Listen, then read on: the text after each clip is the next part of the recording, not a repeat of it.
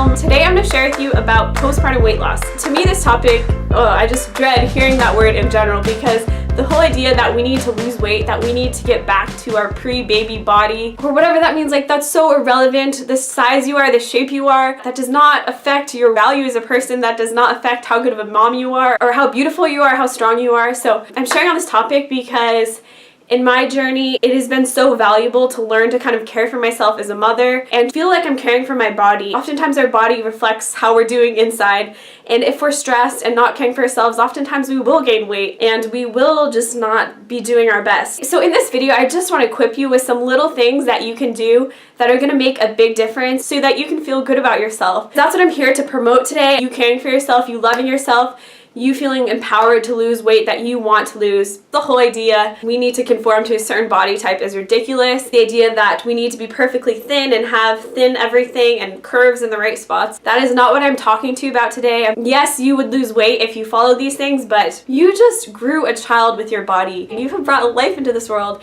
and that is so important. And this time that you have with your child right now is something you will never get back, and I promise you, you will not regret putting energy into your child right now and giving everything you have to them. Those moments, those first months and weeks are beautiful, but there also comes a point where you realize, wow, you need to care for yourself. And if we don't care for ourselves, I'm sure you've experienced this if you're a new mom, it's so easy to just fall apart. We really need to value caring for our bodies. If we do that, we're gonna have so much more to give to our kids. You deserve to feel good. You deserve to just feel capable and strong. So a little bit about my story. My daughter is 17 months. I gained a normal amount in my pregnancy. I'm super short. I'm only 5'2". I had my daughter about 17 months ago. I lost that first bit of weight, and then I feel like by doing some of these things I'm going to share with you, I was able to just continue to drop the weight consistently. It happened slowly, it happened healthily and over time, and since then I have gone through kind of ups and downs. I don't even own a scale, but I was working out at a gym that did have one, so I was aware of that at that time. When my daughter was about 1, we moved, so I left that gym, unfortunately, which I loved, and I'd gone into a routine there, and I had to kind of figure that out again here, which actually took months to start just working out again. All these things have really helped me, and just know I can relate to you. I'm not saying I figured everything out. I don't have like this dream body or anything, but I feel strong and I feel like I've really learned how to care for myself. Anyways, without further ado, let me share with you these tips. So my first piece of advice is to have your why and to know that it's more than just about your body. Having a certain motivation is so crucial because you need something to fall back on in the times that you don't want to work out or you want to reach for the bad snack. You need to know why you're doing this, and that has to be something that's pretty powerful, because if it's just about the pudge on your stomach, that's really not a solid motivation to change your habits. I would just really fixate on something that is different than that. And I've talked about this in my other weight loss video, which I'll link below. That could definitely be helpful for you as well, especially in this time. But for instance, a great motivation would be, I want to have more energy to care for my kids. I am so tired and I just want to feel strong. I want to feel like I can pick them up and run around with them. So that would be a great motivation. Another one would be I want to set an example for my kids of loving myself and treating my body with respect and caring for it and moving it and that sort of thing. So find your motivation and have it be something other than just physical oriented. My next tip is to walk. I did this for the first 6 months. It took me a while to feel comfortable in my pelvic region, just in my uterus. Things fell out of place for so long, and I used to run before I got pregnant, but I could not do that for such a long time. And literally for at least the first 6 or 7 months, the only thing I did was walk. And I built it up very gradually. Walking with your baby is amazing. Your baby loves to be outside, I'm sure. And it's just so good for them and for yourself to be in different atmospheres, to breathe the fresh air. It's so peaceful outside and relaxing. And with a newborn or just with a baby, it's so easy to get cooped up and just feel disgusting. So walking has so many benefits for both your baby and yourself. It's going to help with any sort of postpartum depression or baby blues and just getting that vitamin D. Even if you're in the cold right now, if you can go walk around a mall somewhere or just something that you can do to get your body moving, that's going to be really healthy and just start to kind of build that strength into yourself. And maybe you can even start to pick up your pace in walking or lengthen the distances. It's just a great first step into caring for yourself and starting to exercise and that sort of thing. Something that really helped me was committing to something outside of myself. It's really easy to kind of let yourself down and not hold yourself to your own commitments, at least from my experience. So I walked up until about 6 months, and then, or maybe even 7, and then I started to jog a little bit. I would jog not with my daughter because we didn't have a jogging stroller at the time, but just when my husband could watch her. I would just go for jogs around our neighborhood, and this was really fun too, just to get those endorphins going, breaking a sweat. It just made me feel powerful and awesome. After I ran for a little bit, I thought, you know, I'm doing this, I'm doing pretty good. I wasn't perfectly consistent, but I decided to commit to a gym membership. Paying that monthly membership made me really motivated to go and to get my money's worth. So, well, that's not a person. Having that kind of external commitment really held me accountable. And once I started getting into that routine, it just kind of built upon itself, and I started feeling good, and I realized how much more mental clarity and sanity I had, and I just felt so empowered. I think about that time last year is when I started doing YouTube. It gave me so much more energy and life. Another option would be some of those different apps you can download that you pay a membership fee for, like the Kayla Itsness, is that what it's called? That one, or some of the other ones I've seen around that are viral. Just different accountability programs, even if it's just a friend or a diet bet, just something that ties you to something outside of yourself, because it will give you the extra push to work out when you aren't feeling like you totally want to. Really quick, I have to add in sleep. If you're not sleeping, please save these tips for later. But that was another thing I didn't mention, but I did not start doing anything till she started sleeping, because I really did not feel like I had the energy at all. I needed to protect myself, and you don't want to burn yourself out. If you're not sleeping at night, how can you go run? Like, just seriously take it easy if you're not getting sleep. Just stick with walking or something simple like that. Just don't overdo it, and just be kind to yourself and gentle with yourself. The time will come when you can expend more energy.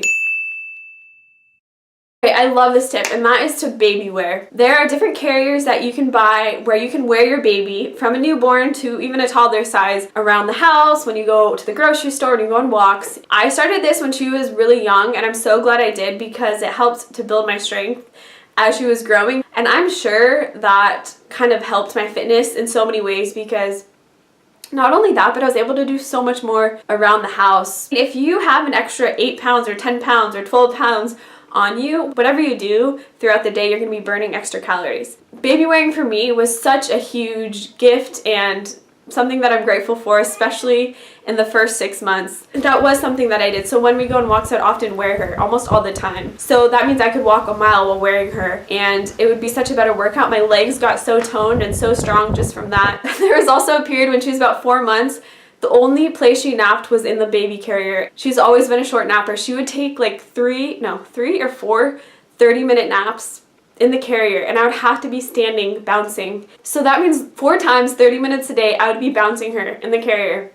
I do not miss that, guys. But I was also able to vacuum while wearing her. I would go to Target and get groceries while carrying her in the carrier, and it really will aid to your fitness. The one I had was the Ergo 360. I still love that one. I still wear her occasionally, but it's hard. It kind of hurts my back now that she's over 20 pounds. But actually, it's a lot easier to carry her on my back now that she is bigger. With the Ergo 360, there's so many different positions you can put them in. So that was a great option. I definitely recommend the Ergo 360. Okay, food-wise, keep healthy foods in your house. Just really, even if you have kids, just try and avoid buying junk food. It's not good for anyone. And for me, especially nursing, I would just eat anything there was. I'm sure if our house was filled with junk food, I would just be gorging on that all day long. Because even during the middle of the night breastfeeding, I would have a meal like literally at 2 a.m. because I was hungry. So sometimes I would go for a Kind bar, like a granola bar. Sometimes I would have leftovers or a baked sweet potato with coconut oil on it. You are gonna eat what is in your house. So just be very careful about what you buy and what you bring into your house, because when you're hungry, when you're tired, when you're breastfeeding, your appetite is just spiked. So just eliminating that temptation is super helpful. Just have healthy snacks on hand. So the next thing is consistency, and just valuing consistency over intensity. It's all about building that habit and creating that consistency. So even if you have very little effort to give, just give whatever little piece you have. Don't just give it your all and then give up the next day, because it's so much easier to kind of grow this way than to be like up, down, giving it your all, then giving up and getting back on the bandwagon. That's like so exhausting. So really work towards consistency. For me, consistency is what really helped. So I didn't go to the gym every single day, but I almost went about 5 times a week. and I didn't push myself super hard every time. I kind of just pushed myself a little bit out of my comfort zone. I was not killing myself or totally exhausting myself because, I mean, I have to go home and care for a kid after I work out, so just give what you have and don't feel like you have to give everything or pour everything out or be super intense or hardcore about it. That's not true. Just day after day, a little bit, and it really just adds up, and that's truly the healthy way to do it, and it's much more practical. Have a support system and get other people on board with your goal. Because if I didn't have my husband, I would not have been able to do this. And it took me honestly kind of a while to convince him how important this was for me. Exercise has always been something that's super important for my mental health, and I've always kind of understood that link. If I don't exercise, I get so tense, I get headaches, I just get stressed, and breaking a sweat, running, whatever it is, makes such a difference in my mental health and my happiness. Just feeling like settled and confident and ready for life. So when I'm not exercising, I just get stressed and just harbor all of that bad energy in my body. So it took me a while to convey this to him and really help him understand this. It was after just like breakdowns, like I really need to do this. And I think then once you kind of saw the fruit of it and how much better I was doing when I was exercising, that helped. Obviously having your spouse or your partner on board is going to be incredibly helpful because they're, you know, your other half. So my husband would watch my daughter before work when I would go to the gym. He really valued that, and he saw that as an opportunity to spend one-on-one time with her. And that's what we're doing right now. I did find another gym, so I'm getting into that again. I've been there for like a month now. But he watches her the mornings I go work out. I work out about 3 times a week right now, not a ton, but again, it's been what's been practical for me, and I value that kind of consistency. Maybe your mom or mother-in-law can help. If this is something you need and really want, just make a sincere effort to get people on board and help them realize that this is important and your needs are important too. It's just so important to have that support system. Even if it's through an app and there's like that community, just plug in with other people who can support you, who can kind of be on that journey with you, however that looks, because it's so hard to do things in life and kind of shoulder things when you're doing it totally alone. If you get comfortable walking, consider jogging with your child in the stroller. That's something that's more practical if you're not able to get time away from your kid. It's nice because they're strapped down there and you still have like your mind and your thoughts to yourself, so it's still kind of a break, and lots of kids like to kind of be jogged in the stroller. So try going for jogs around your neighborhood and just kind of building it up, not pushing yourself too hard, but kind of building upon your progress and doing what feels comfortable for you. Anyways, thank you so much for watching. I hope that was helpful.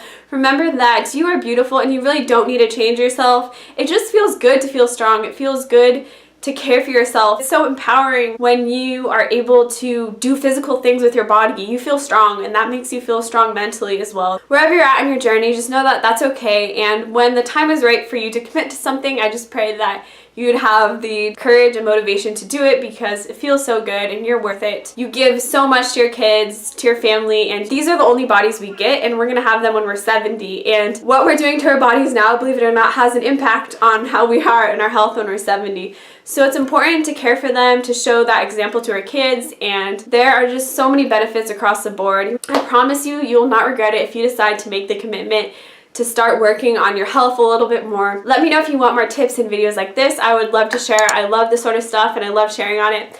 Love you guys. Don't forget to subscribe and like this video, and I'll see you in the next one. Bye!